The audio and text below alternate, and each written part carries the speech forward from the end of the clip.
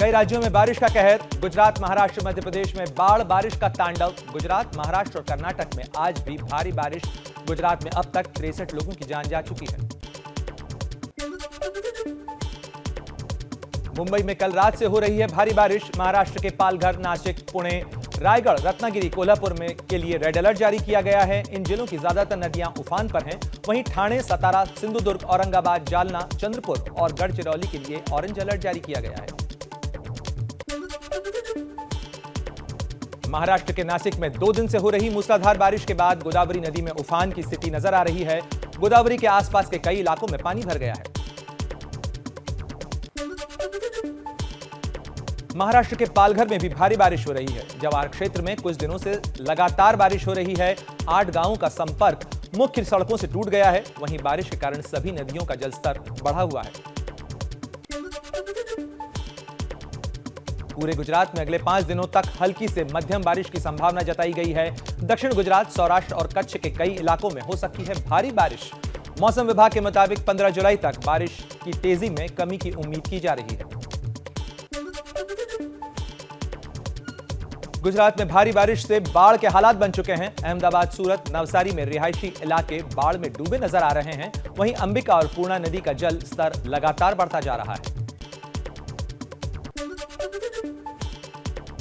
गुजरात के नवसारी में रिहायशी इलाके में पानी घुस गया है। मिथिला इलाका पानी में डूब गया है, जबकि शांता रोड इलाके में सड़क पर 5 फीट पानी भर गया है। 4000 से ज्यादा लोगों को इन हालात के मद्देनजर सुरक्षित स्थानों पर पहुंचाया गया है। गुजरात के वलसाड़ में मधुबन बांध से लगातार पानी छोड़ा जा रहा है। भारतीय कोस्ट गार्ड ने हेलीकॉप्टर से बाढ़ में फंसे 16 लोगों को एयरलिफ्ट किया। वहीं अंबिका नदी के किनारे फंस गए थे ये तमाम लोग। वलसाड़ में 3 दिन से लगातार भारी बारिश हो रही है। गुजरात के डांग में पहाड़ से गिरा मलबा। भारी बारिश की वजह से सतपुरा वघई मार्ग पर जगह जगह लैंडस्लाइड की तस्वीरें सामने आ रही हैं। कई रास्ते बंद हो गए हैं। मध्य प्रदेश के छिंदवाड़ा में बारिश से तबाही की तस्वीर नजर आ रही है। छिंदवाड़ा नागपुर नेशनल हाईवे के ऊपर बह रहा है पानी। छिंदवाड़ा नागपुर का संपर्क टूट चुका है। वहीं रोज हजारों लोग इस रास्ते से सफर करते हैं।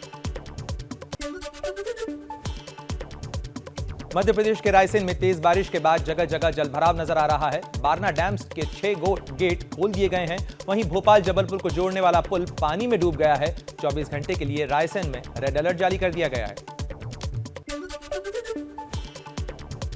मध्य प्रदेश के होशंगाबाद में ओल नदी में पुल से बहा युवक बाइक पर पुल पार करने की कोशिश कर रहा था। युवक ने तैरकर जान बचाई।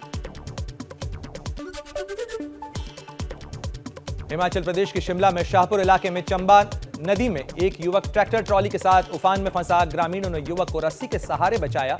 नदी में अचानक आया था तेज उफान। असम के बजाली जिले में पानी कम होने के बाद दिखा तबाही का मंजर। मधीकुची गांव में 16 जून को पानी बढ़ने से नदी का बांध टूट गया था, जिसकी वजह से गांव बाढ़ की चपेट में आ गया था। 25 से 30 घर बुरी तरह से तबाह हो गए हैं। ओडिशा के गंजम में बाढ़ से घिरे लोगों की मजबूरी आई सामने। जान जोखिम में डालकर रस्सी के सहारे नदी को पार कर रहे हैं। ग्रामीणों के मुताबिक कई बार पुल की मांग कर चुके हैं। दक्षिण भारत में भी बाढ़ ने तबाही मचा रखी है। 16 एनडीआरएफ की टीमें तैनात की गई हैं। तेलंगाना में 7 टीमें तो कर्नाटक में 5 टीमें तैनात की गई हैं। वहीं आंध्र प्रदेश में 4 टीमें भेजी गई हैं, जबकि 2 टीमों को रिजर्व में रखा गया है। बालटाल के रास्ते आज एक बार फिर शुरू हो सकती है अमरनाथ यात्रा। कल पहलगाम से शुरू हुई थी यात्रा। 5000 यात्रियों का जत्था रवाना हुआ था। अमरनाथ हादसे में अब तक 41 लोग लापता हैं। वहीं 17 शव बरामद किए जा चुके हैं। अमरनाथ दर्शन के लिए एक नया ट्रैक बनाया जा रहा है। आर्मी ये ट्रैक बना रही है। अमरनाथ में बादल फटने से ट्रैक पूरी तरह तबाह हो गया था। यूपी के हमीरपुर में रहने वाली मां और बेटे की अमरनाथ में बादल फटने से मौत की सूचना से परिवार में पसरा है मातम। मृतक के परिवार के 11 लोग हादसे में किसी तरह से बचकर आ गए, लेकिन उनमें अब भी खौफ है। प्रधानमंत्री मोदी का आज झारखंड और बिहार का दौरा। देवघर में 16,000 करोड़ रुपए से ज्यादा की परियोजनाओं का उद्घाटन और शिलान्यास करेंगे। पीएम के स्वागत में लोगों ने जलाए हजारों दिए। पीएम मोदी देवघर में एयरपोर्ट और एम्स का उद्घाटन करेंगे। टाटा रांची NH33 पर स्टील स्लैग से बनी देश की पहली सड़क का भी उद्घाटन करेंगे। प्रधानमंत्री मोदी देवघर में रोड शो भी करेंगे। एयरपोर्ट से बाबा बैद्यनाथ धाम तक होगा ये रोड शो। बाबा बैद्यनाथ के दर्शन को भी जाएंगे पीएम। प्रधानमंत्री मोदी का शाम 6 बजे बिहार विधानसभा के शताब्दी समापन समारोह में संबोधन भी होगा। जेडीयू और आरजेडी ने बिहार को विशेष राज्य का दर्जा देने की मांग की है। लालू प्रसाद यादव के बेटे तेज प्रताप के ट्वीट से आरजेडी में एक बार फिर खलबली है। तेज प्रताप ने लिखा कि पापा को परिवार और जनता की जरूरत है, ना कि चापलूसों की। पापा की चापलूसी करने वालों को पार्टी से बाहर करेंगे। लालू यादव की सेहत में पहले से काफी सुधार है। शिवसेना में फिर सामने आया घमासान। उद्धव की बुलाई बैठक में ज्यादातर सांसदों ने कहा एनडीए उम्मीदवार द्रौपदी मुर्मू का समर्थन किया जाए। वहीं संजय राउत यशवंत सिन्हा का समर्थन करने पर अड़े। उपराष्ट्रपति पद के चुनाव के लिए उम्मीदवार तय करने को लेकर विपक्षी दलों की आज बैठक हो सकती है। एनसीपी प्रमुख शरद पवार के घर बैठक होने की संभावना है।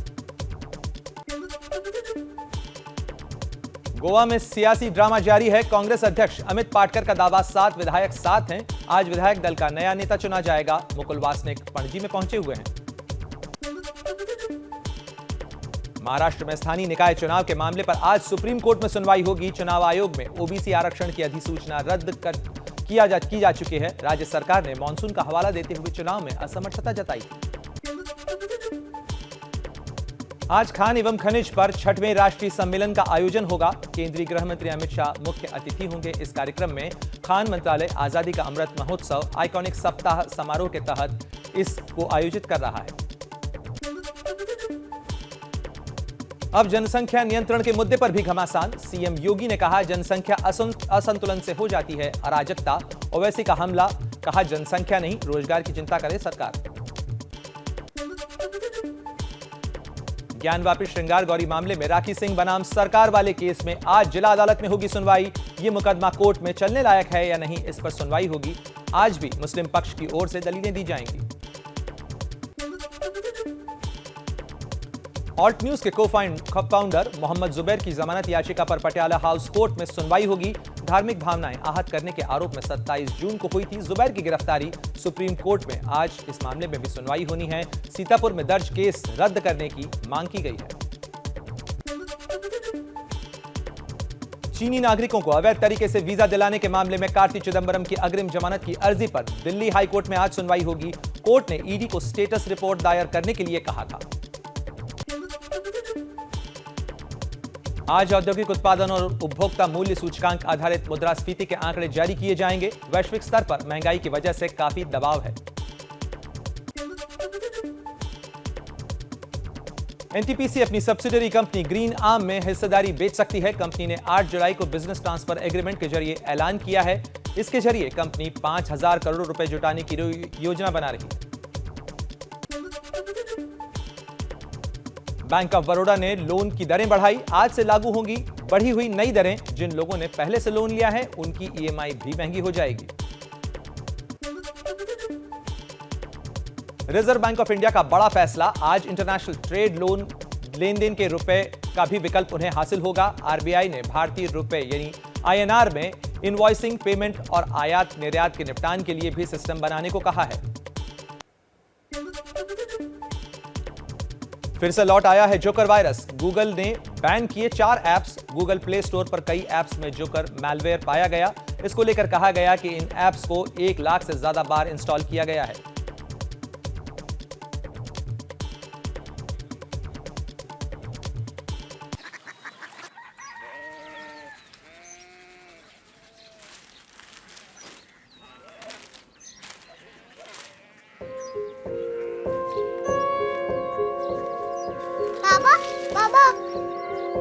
Korea city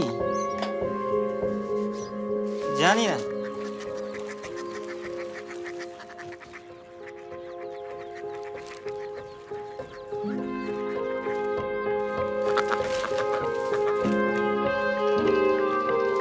Korea city?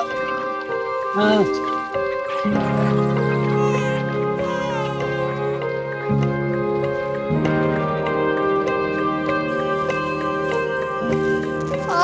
Korea city कहाँ पे है? शहर अंग्रेजी लगे हैं।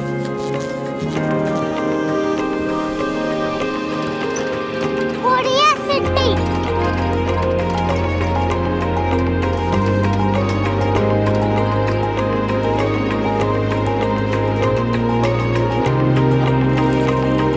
वो बहुत दूर है।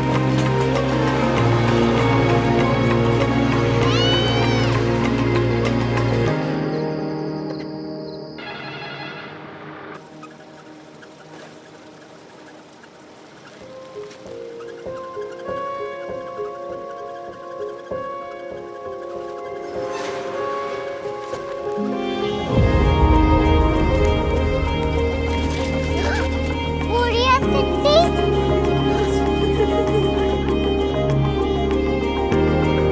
दुनिया को पता नहीं, कुछ लोग बड़े होते हैं। कोरिया सिटी कहाँ है? प्रोफेसर साहब को पता होगा। हो, ये छोटा वाला ग्लोब लगता है। और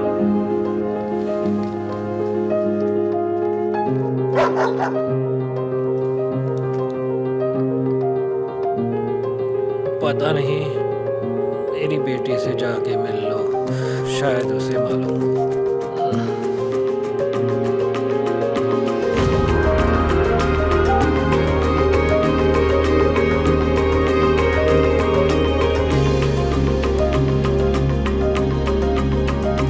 हाय, बाबा ने भेजा है। Come here. Korea city. Korea city नहीं, क्यूरियोसिटी। वो क्या? That's what brought you here. जो तुम्हें यहाँ तक ले आया। क्यूरियोसिटी।